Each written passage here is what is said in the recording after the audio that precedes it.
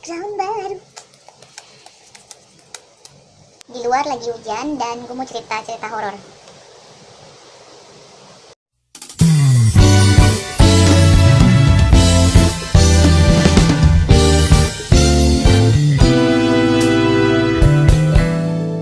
Oke, so welcome to my channel again. Kali ini gue mau cerita-cerita, jadi agak sedikit berbeda dengan yang biasanya gue lakuin. Biasanya kan gue kalau nggak beauty tutorial, beauty review, atau random day with Steph gitu-gitu kan. Nah, sekarang tuh gue mau nyeritain sesuatu yang sebenarnya cukup menjadi masa-masa berat di hidup gue. Seperti judulnya kalian udah bisa lihat, ini judulnya adalah Biduran Story, dimana di video ini gue bakal ceritain ketika gue lagi kena yang namanya biduran atau kaligata atau bentol-bentol sekujur badan. Menurut Mbah Google, dalam bahasa kedokteran, biduran atau kaligata ini dikenal dengan istilah urtikaria. Kaligata atau urtikaria adalah suatu kelainan kulit berwarna merah pucat meninggi dibanding sekitarnya, jadi kayak ada bintulan gitu dibanding kulit yang pada umumnya. Ibaratnya kulit kayak gini nih, ntar dia ada yang benjol gitu. Dan dan gatal. Kaligata seringkali disebabkan oleh reaksi alergi, tetapi dapat juga bukan karena alergi penyebabnya. Itu definisi dari Google, which is benar banget, kondisinya kira-kira seperti itu. Tapi cerita lengkapnya, cerita awalnya itu, waktu itu gua tahun 2014 bulan Juli itu gue lagi di Thailand. Ceritanya tuh waktu itu lagi magang gitu, lagi magang sambil bikin skripsi ya. Tahu sendiri stresnya kayak gimana, tahu sendiri rasanya kayak gimana ya. Waktu itu kejadiannya adalah malam-malam, kayak around jam 6, jam 7 gitu. Gue lagi teleponan sama mantan gue lewat Skype gitu. Nah, lagi teleponan, pintunya kebuka. Terus ini kayak jadi cerita horor ya, bukan cerita biduran. Situasi tempatnya kayak gitu. Terus waktu itu gue lagi teleponan, tiba-tiba tuh paha bawah gue tuh gatel banget. Jadi kan paha nih ada depan ada belakang. Nah, yang belakang tuh yang deket pantat itu gatel banget. Pas diraba gitu, dielus istilahnya, itu ada kayak benjolan-benjolan kayak digigit nyamuk persis, tapi banyak, ada kayak sekitar 5 atau 6 sekaligus gitu. Ini tuh gue nggak curiga karena emang gue juga sering kayak gitu, kayak digigit nyamuk tapi rombongan gitu. Make sense gak sih? Jadi kayak nyamuknya tuh lagi lewat barengan, terus digigit terus jadinya kayak gitu. Nah, sudah seperti itu, gue akhirnya ini dong, pakai minyak kayu putih, pakai apa, kayak balsem yang untuk mengurangi rasa gatal. Pokoknya intinya eh, itu gue anggap gigitan serangga gitu, dan which is itu nanti dia muncrat. Pikir itu kondisi yang biasa, sampai akhirnya gue bilang ke teman gue kalau aduh ini gue gatal banget gitu sebenarnya. Akhirnya gue bilang tolong dong tutupin pintu gue yang sebelah kiri itu, takutnya banyak nyamuk yang masuk mungkin kan. Akhirnya ditutupin lah pintunya sampai gue selesai move on. Hari sesudah itu kejadiannya berulang lagi di tempat yang sama, hanya di bawah, hanya di paha gue yang bagian belakang itu semuanya kayak digigitin nyamuk, dan itu terus menerus terjadi selama beberapa hari selanjutnya. Akhirnya gue pikir ini kayaknya bukan gara-gara ini deh, kayaknya bukan gara-gara nyamuk gitu kan. Gue curhatlah ke teman sekamar gue, namanya Benita. Menurut Benita mungkin aja ini tuh namanya bed bugs gitu loh. Jadi di tempat tidur mungkin karena lembab atau gimana, gue juga nggak ngerti, ada yang namanya kutu kasur gitu loh. Akhirnya gue pikir oh iya juga ya gitu-gitu. Akhirnya kita bersihin tempat tidurnya, kita ganti spraynya, ganti selimutnya, semuanya diganti, tapi tidak membuahkan hasil. Gue tetap gatel-gatel. Nggak lama sesudah itu bener-bener cepet banget kejadiannya, kayak cuman sekitar 2-3 hari sesudah itu gatal-gatalnya mulai menjalar ke bagian betis dan bagian pinggang, which is mulai annoying. Walaupun gatal-gatal ini tuh kejadiannya cuma di atas jam 6 aja, jadi pas malam doang, pagi tuh siang udah enggak gitu, tapi udah cukup mengganggu. Apalagi kondisinya waktu itu gue harus ke Kamboja tanggal 1 sampai 7 Agustusnya tuh gue harus ke Kamboja. Nah, gue nggak mau ini kondisinya berlanjut terus akhirnya di sana gue bingung gitu kan. Akhirnya besoknya gue dan Benita ini ke apotik yang ada di dekat rumah, atau sorry waktu itu apartemennya kita, yang kita tempat tinggal kita bareng. Intern tuh magang tuh tinggalnya di satu apartemen itu gitu. Kita ke apotik, di situ kebetulan ada dokter dan kita konsultasi ke dia. Ya seperti dokter pada umumnya, dia nanya-nanya kamu sakit apa, maksudnya pernah punya sejarah alergi makan apa, kamu kemarin makan apa, dan lain sebagainya dan sebagainya. Tapi gue memang dari kecil tuh sampai sekarang gak pernah punya alergi sama makanan apapun sama sekali, bener-bener bebas gitu kan. Dan akhirnya gue bilang gue nggak ada alergi apa-apa. Terus kata dia mungkin nggak kalau alergi dingin atau alergi debu atau apa. Oke, mungkin ya alergi dingin sama debu mungkin, tapi so far sih gue nggak ada masalah ya gitu, nggak yang ekstrim ini nih baru sekarang gitu. Akhirnya dikasihlah dia obat tuh seperti yang kayak gini bentuknya. Gue minumlah obat itu pagi sama malam, pagi malam pagi malam, pagi malam pagi malam secara rutin. Lama-lama tuh dia berkurang, lama-lama tuh dia tuh gatalnya hilang, dan istilahnya kalau dia udah istilahnya bekasnya itu nggak ada gitu, bentolnya tuh walaupun kita garuk kalau dia lagi hilang ya udah hilang, bener-bener bersih gitu. Jadi ya gue lanjutkan lah minum obatnya sampai akhirnya gue ke Kamboja bulan Agustus.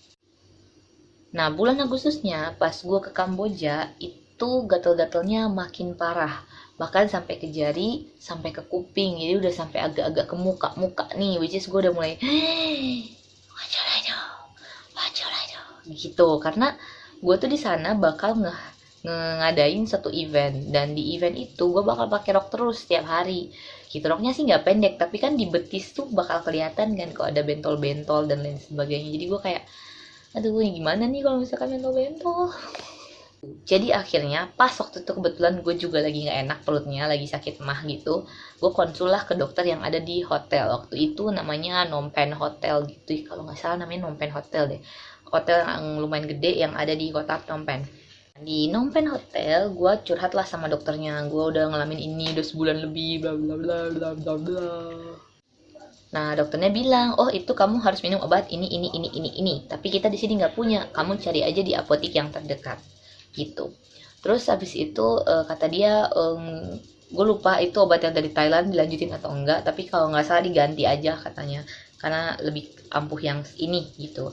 Sama dia bilang ya untuk sementara waktu buat mengurangi ini saya kasih salep gitu ceritanya. Akhirnya gue minumlah obat yang dianjurkan sama dia dan minum salepnya.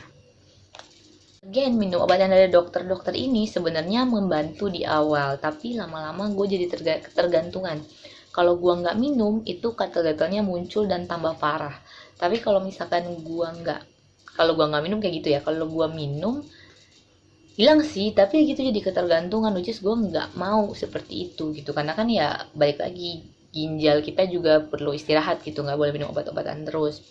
Akhirnya, gue kayak mikir gitu, ada nggak sih caranya bener-bener bisa hilang gitu si kaligata ini gitu, biduran ini gitu. Gue masih nggak ngerti waktu itu ini tuh biduran atau apa gitu, gue masih blank lah intinya. Nah berbekal obat yang gue punya, gue akhirnya pulang lagi ke Indonesia bulan Agustusnya, tapi gatal-gatal gue masih parah dan tambah parah. Ditambah lagi waktu itu koper gue hilang 23 kilo dari Kamboja ke Indonesia itu hilang, dan gue yakin itu hilang di bandara kita, which is bandara kita sangat-sangat tidak bisa dipercaya ya. Dan kalau ditanya gue naik pesawat apa, gue naik pesawat Tiger, dan pesawat Tiger juga tidak istilahnya mengganti ya, mereka nggak mau mengganti apapun itu alasannya, gue juga lupa, cuman mereka nggak mau mengganti lah intinya, kayak running away from the tanggung jawab, kapok sama berurusan dengan pesawat macan tersebut ya. Jadi udah stres tuh sama pesawat-pesawat macan. Untungnya dokumen-dokumen skripsi, dokumen magang, semuanya tuh lengkap dan gue bawa di hand carry gitu. Terus gue pulanglah ke kosan dengan tangan hampa, dengan gak ada apa-apa, dengan badan yang gatel-gatel sampai ke muka segala macam. Itu gue bisanya cuma nangis-nangis aja beberapa hari. Padahal like a week from tanggal 8, kalau nggak salah tanggal 16 Agustus itu gue harus susulan ujian gitu, ada 2 ujian kalau nggak salah, dan ada sidang skripsi. Jadi gue harusnya berkonsentrasi ke situ, ke revisi skripsi gitu. Work on that lah, gue work on that. Gue nggak mau kepikiran banget sama koper gue yang hilang dan sama gatal-gatal gue, dan gue juga bawa sambil jalan aja gitu. Gue curhat masih ke teman-teman gitu. Aduh, gue bingung nih mau kemana lagi gitu kan, gue bingung mau kemana lagi. Terus gue juga nggak bisa sendirian di kosan karena obatnya tuh udah semakin gak mempan gitu. Akhirnya gue ke dokter yang di dekat kampus gue. Terus dokternya bilang kalau misalkan ini kayaknya bukan bukan alergi lagi, ini tuh udah infeksi bakteri. Oh my god, infeksi bakteri. Itu gue shock karena bener sih waktu itu bentuk-bentuk si kaligatannya tuh udah nggak kayak yang pertama, bentuknya udah kayak begini. Scary. Dan akhirnya gue pikir ya udah deh, gue harus cari dokter yang bener-bener bisa nyembuhin karena si dokter yang ini pun ngasih obat sama sekali nggak ampuh.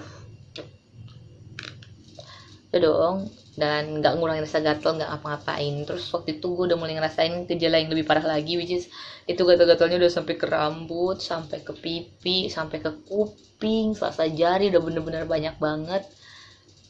Sampai suatu malam gue harus ditemenin sama teman gue Jessica, jadi gue nggak bisa tidur sendirian. Jessica nemenin gue.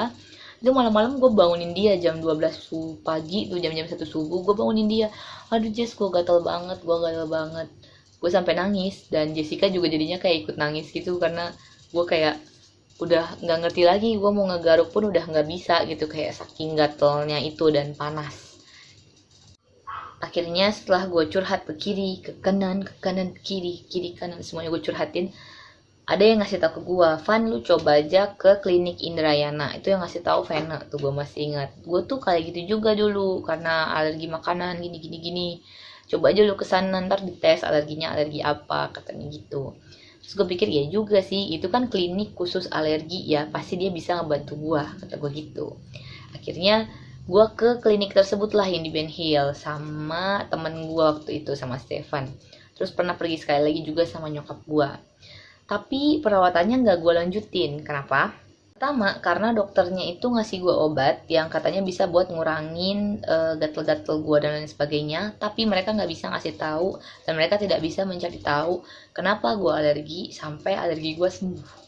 Kalau alergi gue sembuh, gue tinggal datang ke sana. Nanti tangan gue tuh kayak dikasih alat-alat, bukan alat sih, kayak dites gitu sama cairan-cairan atau apalah itu yang bisa ngasih tahu kita alergi apa sih lo sebenarnya.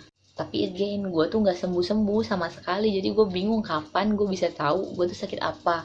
Apalagi tuh waktu itu gue udah mulai sampai disuntik sama dokternya. Sekali suntik itu gue bayar 400.000 lebih, which is kalau tiap minggu kayak gitu terus sih. Akhirnya gue udah capek juga kesana-sana, mungkin gak cocok di gue pun akhirnya beranjak ke apa ya namanya ya, pengobatan tradisional gitu. Nyokap gue kenal sama salah satu tetangga gue yang memang dia itu punya kita manggilnya Eyang. Nah Eyang ini tuh punya kayak taman untuk obat-obatan yang apa ya, obat-obatan tradisional lah, taman tradisional yang berisi dengan tanaman-tanaman obat gitu. Nah dia ngasih ramuan buat diseduh gitu, jadi biar diminum untuk menghilangkan si kaligata ini. Jadi itu yang gue minum. Sama nyokap gue itu ngasih apa ya namanya, oh bedak sirih gitu. Bedaknya bedak biasa, bedak putih biasa, tapi ditambahin sirih, ditambahin kayak cairan sirih gitu, jadi dingin gitu kalau di kulit, karena kan bedaknya tuh basah, terus ya ada air sirihnya gitu. Nah enak sih itu sebenarnya, bikin nggak terlalu gatel dan magically itu gatel-gatelnya lumayan berkurang, tapi tidak hilang. Until one day gue minum dan gue gosok bedak pun gak mempan karena gatel-gatelnya tetap parah. Dan kalau yang dulu gatel-gatelnya cuma malam doang, sekarang tuh gatel-gatelnya tuh jam 6, mulai start from matahari tenggelam sampai mataharinya terbit lagi. Jadi gue bakalan gak gatel-gatel tuh jam 7 sampai jam 9 doang. Di atas itu jadi kayak jam 12 gitu gue tetap akan gatel-gatel gitu. Gue inget banget gue lagi ujian susulan, tangan gue tuh bengkak-bengkak kan, tuh ujian susulan tuh pagi banget, ujian susulannya tuh sekitar jam setengah 7 dan ruangan kelasnya tuh dingin gitu, jadi masih berasa gitu hawa dinginnya. Itu gue inget banget kalau tangan gue itu bentol-bentol sampai gue itu nggak bisa megang bolpen. Terus pengawasnya sampai nanya, tangan kamu kenapa merah-merah? Oh iya saya alergi bu, bisa nulisnya? Ya nggak apa-apa bu, dibisa-bisain. Sampai kayak gitu gue udah mau nangis, tahu nggak sih pas ujian. Terus habis itu sudah selesai ujian dan lain sebagainya, gue pulang lah, gue udah capek gitu kan. obat ini nggak bisa, obat itu nggak bisa. Ya udahlah, gue pasrah aja, mungkin nanti dia hilang sendiri kalau gue nggak mikir-mikirin. Ya paling gue bantu masih dengan bedak siri, sama gue itu kebetulan di deket kosan gue tuh ada yang punya pohon siri, Pak Haji gitu. Nah dia baik banget, gue bilang gue mau beli sirinya beberapa lembar, kata dia ambil aja, nggak usah minta, kamu kena ini ya kaligata gini gini gini, udah mandi aja pakai air itu direbus, nanti mudah-mudahan insya Allah bisa ngurangin. Jadi gue terima kasih banget sama Pak Haji gitu, walaupun kita berbeda suku, berbeda agama, berbeda apapun itu, bahkan bapak adalah bapak-bapak, saya adalah calon ibu-ibu, jadi beda semuanya. Tapi mudah-mudahan Tuhan yang ngebales kebaikannya Pak Haji. Gue nggak bisa ngasih apa-apa gitu loh ke Pak Haji juga, jadi ya udahlah, mudah-mudahan Tuhan yang balas. Dan ya udah, gue bertahan hidup dengan itu aja gitu, ngerebus air buat mandi pakai bedak putih-putih begitu. Gue juga nggak bisa keluar malam-malam, karena kalau keluar malam-malam gue bentol-bentol. Sampai akhirnya gue kenal sama tunangan gue yang sekarang, sama Dion. Itu baru sehari kenal, itu gue cerita ke dia, ya biasa lah ya, pas dia ngajak ayo kita makan di sini yuk malam. Terus gue bilang aduh, gue kalau malam-malam gue nggak berani keluar lama-lama, soalnya gue itu sering gatel-gatel. Terus dia nanya gatel-gatelnya kayak gimana, gue jelasin lah kondisinya. Terus dia bilang oh itu mungkin reaksi alergi, kamu minum aja air alkalin, katanya gitu. Terus gue nanya air alkalin tuh apa, karena nih ya seumur hidup gue nggak pernah dengar air alkalin gitu. Yang gue langsung ingat adalah air aki maksud lo gitu kan. Ternyata bukan. Jadi air alkalin itu adalah air yang pH-nya itu di atas 9. Ya bener nggak?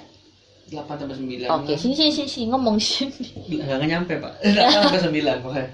Ini pH-nya di atas 8 katanya ya. Ya udah, jadi air itu tuh dikasih lah katanya ke gua, disuruh minum gitu katanya. Gue bilang beli di mana air kayak gituan, gua nggak pernah tahu gitu, lo temenin gua lah cari. Terus dia bilang ngapain nyari, gue jual kok, kata dia gitu. Dan gua tuh langsung ya, ini orang mau nge-MLM-in gua nih, pasti gua nanti ditarik jadi downline-nya dia dong. Gue bilang aja, gue langsung bilang gitu, gue nggak punya duit, kata gue gitu. Gue nggak mau beli air, gue nggak punya duit, kata gue gitu. Terus dia bilang oh enggak, ini gratis, katanya gitu. Cobain aja dulu, kalau lu cocok, lu mau beli silahkan gitu. Ya gue minum lah, dia bawain kayak segalon kecil gitu ke kosan gue selama beberapa hari berturut-turut gitu. Itu kita tuh jadian cepet banget, kayak cuman 3 hari kenal gitu langsung jadian, sampai sekarang udah mau 3 tahun. Tuh, mungkin kalau gue nggak jadian sama dia, gue diminta bayar kali buat airnya. Tapi untungnya karena gue bocor. Tapi untungnya karena gue jadian, jadi gue nggak disuruh bayar. Bagus. Udah, karena gue nggak disuruh bayar, ya udah gue minum dong. Bener-bener air putih yang gue minum itu cuman air alkalin. Jadi air alkalin dong yang gue minum nih ya, biar menggantikan air-air yang gue minum selama ini gitu ya. Gue minum. Reaksinya adalah gue kencing mulu gitu. Gue lupa itu tambah banyak atau enggak pada awalnya, tapi intinya gue kencing mulu dan gue ngerasa lemes awal-awalnya. Tapi lama-lama biasa aja sih. Dan nggak sadar setelah 3 bulan gue minum air itu, gue sembuh.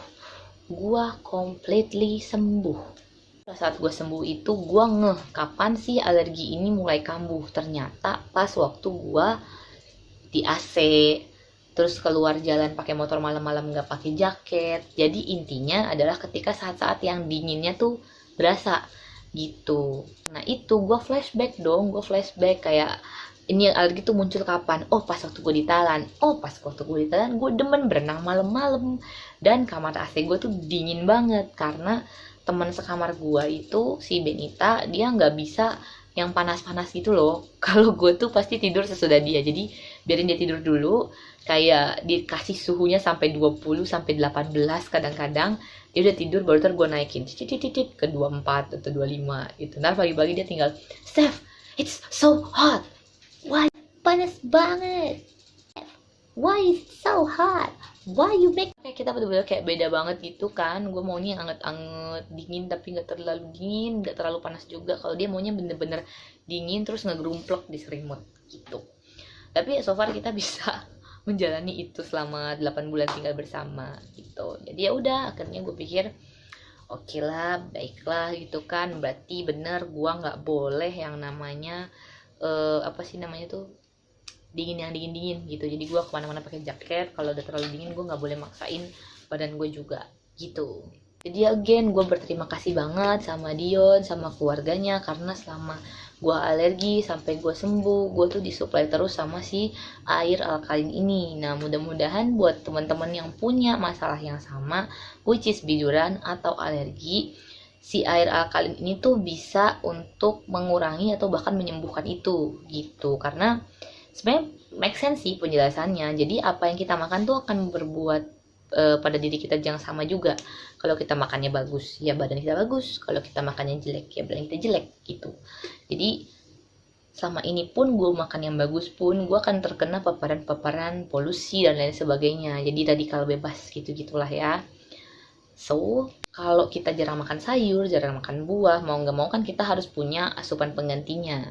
Dan 70% badan kita itu kan air, jadi air tuh ngaruh banget gitu. Itu logikanya itu sih. Terus kalau ngomong-ngomongin pH-nya si air alkalin itu kan di atas 8, bahkan di atas 9. Nah itu tuh sama kayak pH-nya sayur-sayuran dan buahan yang bagus buat kita gitu. Jadi kalau pH-nya yang asam kayak gorengan lah, gula-gulaan lah, terus ada Pepsi lah, itu semuanya tuh berarah-arah ke asam, nanti malah bikin badan kita tuh sakit gitu. Apapun dan kapanpun kondisinya, lama-lama dia bakalan berasa sakitnya gitu. Jadi akhirnya gue sembuh deh sekarang. Pernah sih kambuh, jujur pernah kambuh, kayak even udah setahun minum itu pernah kambuh. Tapi kambuhnya tuh ya kayak tadi gue bilang, kalau di kantor gue kedinginan tuh gue bisa sampai pulang karena gak enak banget badannya. Terus kalau apalagi ya, mungkin kalau AC-nya terlalu dingin juga bisa kayak gitu. Tapi sekarang udah nggak pernah lagi sih, udah biasa aja. Kalaupun bentol itu pasti nyamuk, karena sekarang tuh banyak nyamuk kan lagi hujan. Nah itu dia tadi cerita-ceritanya. Buat kalian yang pengen tahu air alkalin itu apa, please google that, it's already there. Tapi kalau misalkan pengen mastiin lagi, bisa tanya ke orang yang benar-benar ahli. Nah kalau yang mau nanya ke gue juga boleh, monggo silahkan tanya ke gue lewat YouTube, atau lewat yang punya Facebook gue juga boleh, atau kalau nggak punya follow aja Instagram gue di sini. Entah sharing-sharing deh tuh penyakit apa aja sih yang pernah, atau istilahnya apa ya istilahnya bisa disembuhkan lah dengan cara itu. Karena Dion sendiri juga awalnya mengenal air itu karena dia sakit duluan. Nah mungkin nanti di video-video selanjutnya dia akan cerita. Oke, so thank you so much for watching, dan mudah-mudahan bermanfaat juga buat semuanya, and I'll see you in next video. Bye bye.